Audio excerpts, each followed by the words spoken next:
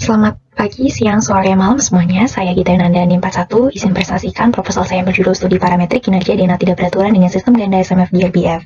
Jadi, proposal saya ini hasil revisi dari masukan presentasi minggu lalu, sehingga saya mengubah DNA tinjauan dan ada perubahan pada objektif penelitian saya. Yang pertama, ada bagian pendahuluan. Yang pertama adalah bagian latar belakang, yaitu bahwa Indonesia merupakan daerah rawan gempa karena terletak pada pertemuan 3 lempeng tektonik. Yang kedua, adanya perkembangan keilmuan bahwa kebutuhan desain elemen dalam rangka inelastik dinilai menguntungkan, sehingga diperlukan material yang ductile. Salah satu material yang ductile yaitu baja karena memiliki elemen yang ringan tetapi kuat. Pada struktur baja tahan gempa, bracing menjadi salah satu alternatif yang dapat digunakan untuk meningkatkan kekakuan struktur rangka pemikul momen. Namun, konfigurasi denah seperti posisi elemen bracing atau dinding dapat menimbulkan adanya eksentrisitas antara pusat massa dan pusat kekakuan sehingga menimbulkan adanya torsi yang dapat mempengaruhi kinerja struktur. Selanjutnya ada bagian studi literatur. Yang pertama dari Osman tahun 2014 yang bertujuan untuk mengetahui variasi denah paling ekstrim dengan variasi posisi dinding, jumlah lantai, dan jumlah bentang. Di sini dia ada 9 denah dengan analisis respons spektra dan parameter yang tinjau yaitu rasio ketidakberaturan. Dan didapatkan bahwa pada lantai paling bawah, ketidakberaturan torsinya atau delta max per delta average-nya paling tinggi. Kemudian untuk tinjauan masing-masing denah, didapatkan bahwa faktor ketidakberaturan torsi maksimum terjadi ketika dinding geser ditempatkan sedekat mungkin dengan pusat massa. Selanjutnya ada dari Kokdemir tahun 2013, dia meninjau 2 denah dengan bentuk L dan meski panjang. Di sini dia juga memvariasikan posisi dinding, 2 sisi simetris, 3 sisi, dan 2 sisi asimetris dengan metode statik ekivalen. Dan didapatkan bahwa semakin tidak simetris, semakin besar eksentrisitas, juga semakin besar torsi dan juga meningkatkan gaya geser yang dihasilkan. Studi literaturnya selanjutnya dari Lagos tahun 2016 yang bertujuan untuk mengetahui respons struktur bangunan dengan variasi ketidakberaturan dari reguler ke ekstrim. Jadi di sini dia ada 12 denah dengan 3 sistem, yaitu sistem dinding, sistem ganda, dan juga sistem frame. Untuk analisisnya menggunakan pushover dengan parameter yang ditinjau yaitu kurva kapasitas, ductilitas, overstrength, dan juga performa. Dari studi ini didapatkan bahwa sistem ganda memiliki ductilitas dan overstrength yang lebih tinggi. Semakin besar peningkatan irregularitas torsi, besar ductilitas dan overstrength semakin menurun. Semua bangunan memenuhi target kinerja. Kemudian untuk studi literatur yang selanjutnya dari Arslan tahun 2016 yang bertujuan untuk mengevaluasi kinerja bangunan. Di sini dia menggunakan 4 denah, yaitu denah 2 dan 1 ini berbedanya hanya pada diskontinuitas baloknya saja di bagian sini. Kemudian untuk denah 3 dan 4 bentuk denahnya sama tetapi ada perbedaan dimensi kolom, sehingga didapatkan faktor ketidakberaturan torsi ini. Untuk denah 2 memiliki KTB terpisah yaitu 1,27 disusul dengan denah 4 dengan KTB 1,2. Di sini dia menggunakan analisis NLTHA, pushover, dan elastik linear untuk meninjau parameter simpanan tertingkat, level kinerja elemen, kurva kapasitas, dan perpindahan terhadap waktu untuk analisis NLTH-nya. Dan didapatkan hasil bahwa semua bangunan atau semua model memenuhi syarat revisin. Kemudian untuk kurva kapasitas yang dihasilkan bahwa untuk denah 2 dengan rasio KTB torsi paling besar memiliki kurva Bezier paling rendah. Kemudian untuk analisis NLTH-nya juga dihasilkan drift yang memenuhi. Yang ketiga analisis ini dihasilkan bahwa setiap denah memiliki syarat revisin. Kemudian untuk tinjauan performa diperoleh bahwa bangunan dengan diskontinuitas balok tidak memiliki kinerja LS.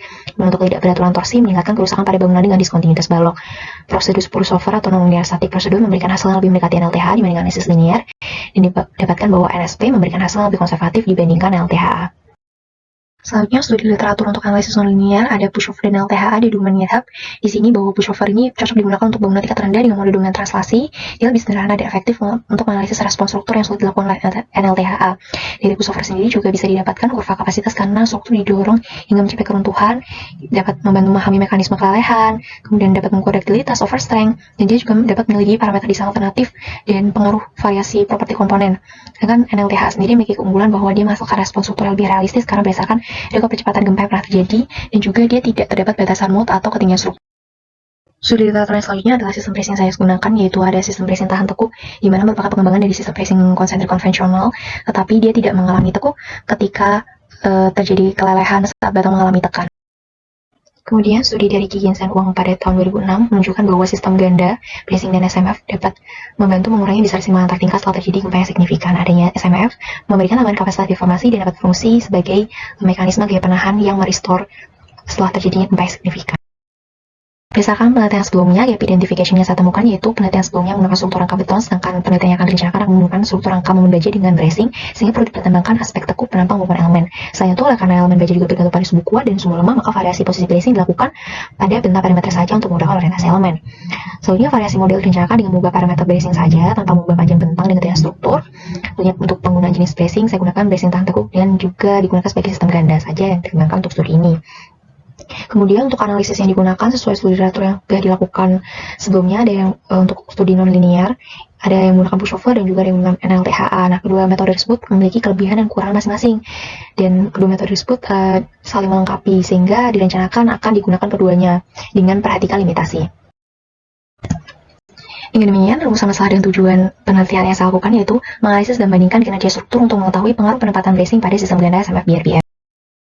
Untuk ruang lingkupnya sendiri, yang pertama untuk sistem strukturnya, seperti yang sudah disebutkan sebelumnya, sistem ganda SMF-BRBF, untuk ketidakberaturannya, digunakan konfigurasi denah dengan variasi posisi bracing, metode analisisnya digunakan analisis statik nonlinear dan NLTHA, dengan parameter tinjauan, kurva respons struktur, realitas over strength perform, maupun sendiri basis, dan juga jumlah disipasi energi. Kemudian untuk hipotesisnya sendiri, semakin besar eksentris penempatan bracing yang pusat massa, kinerja struktur yang dihasilkan semakin menurun. Selanjutnya, bagian yang kedua yaitu teori dasar. Ketidakberaturan horizontal yang ditinjau dalam penelitian ini yaitu ketidakberaturan torsi saja, di mana torsi terjadi akibat adanya eksentrisitas antara pusat massa dan pusat kekakuan, seperti yang dilakukan pada penelitian ini yaitu dengan perubahan posisi elemen bracing. Nah, saya ini sendiri mendefinisikan ketidakberaturan torsi menjadi dua, yaitu ketidakberaturan torsi biasa dan ketidakberaturan torsi berlebih, di mana dengan rasio antara delta max per delta average yaitu 1,2 dan 1,4. Untuk sistem rangka pemikul momen sendiri, di mana pada sistem ini baru desain sebagai elemen cycling supaya tercapai mekanisme beam sway kalau bisa lebih kuat. Dan dasar PM sendiri memiliki ductilitas lebih tinggi dibandingkan sistem rangka bracing, tetapi memiliki kekuatan yang lebih rendah. Sayangnya untuk sistem bracing tahan tekuk merupakan pengembangan dari bracing konsentrik konvensional. Yang membedakan yaitu pada bagian segmen. Di sini segmen BRBF memiliki mortar yang menyelubungi baja inti dan juga ada namanya debonding material, sehingga tidak terjadi transfer gaya aksial dari baja inti ke bagian mortar atau selubung, supaya mortar dan selubung tersebut tetap dapat menahan bracing tidak mengalami tekuk. Di bagian tengahnya merupakan yielding segmen. Selanjutnya konfigurasi BRBF sendiri terdapat 4, yang pertama ada single diagonal, inverted V, V-bracing, dan two-story X-bracing. Selanjutnya untuk analisis non-linear yang akan digunakan yang pertama pushover, merupakan analisis tahap demi tahap dengan meningkatkan beban lateral, sementara beban gravitasi dibiarkan konstan. Dan kurva yang dihasilkan dari hasil analisis ini dapat mengestimasi kapasitas struktur. Kemudian analisis non-linear kedua yang digunakan yaitu non-linear time history analysis atau NLTHA, di mana analisis ini merupakan analisis step by step respons struktur saat diberikan beban gempa tertentu. Beban gempa berasal dari kapan asli gempa yang pernah terjadi, dan hasil analisis ini berupa respon terhadap waktu seperti gempa paling kanan. Dan limitasi dari metode ini yaitu benar catatan riwayat gempa harus diperhatikan.